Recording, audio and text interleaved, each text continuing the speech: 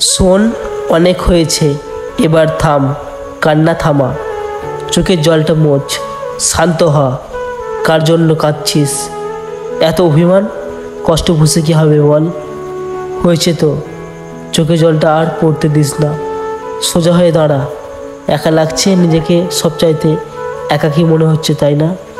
এদিকে আয়, আকাশের দিকে তাকা, দেখ পূর্ণিমার চাঁদ কি সুন্দর চকচক করছে। আকাশে তো ওই একটা চাঁদ, চাঁদটাও তো একা রে, তবুও তো প্রতিদিন ওর কাজটা ও নিয়ম করে করে রে।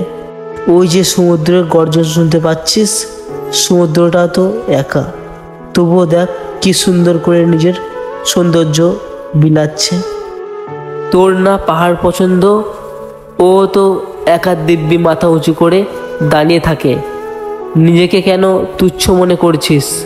তুই তো পাহাড়ের মতো শক্ত।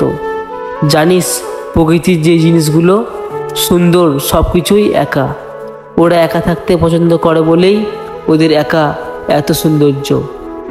ওই যে চাঁদ, পাহাড়, সূর্য, সমুদ্র, সবাই তো নিজ নিজ জায়গায় ভীষণভাবে একা। আমরা মানুষটাও অমন। তোর সবাইকে দেখে মনে হতে পারে সবাই কাছের আপন, কিন্তু না, আমরা কেউ কারো নয়।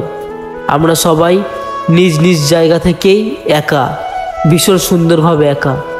তাই বলে কি হাল ছেড়ে দিতে হবে বল?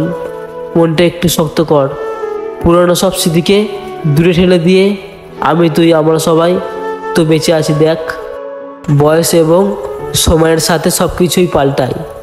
সময় যত সামনে আগায় আমরা তত একা হয়ে যাই। এটা মেনে নিতে হবে রে, কারণ এটাই জীবন তো।